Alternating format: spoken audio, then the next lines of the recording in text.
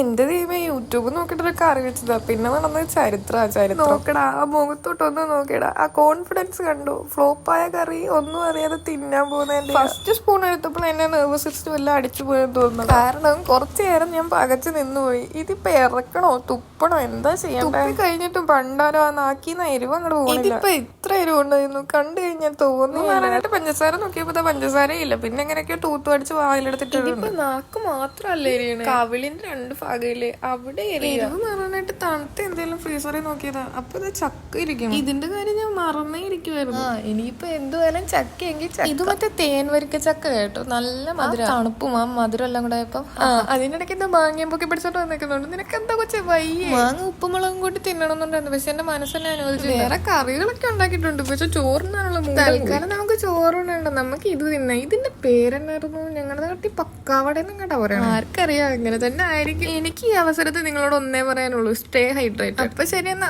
ഓക്കേടാ, ബൈഡാ.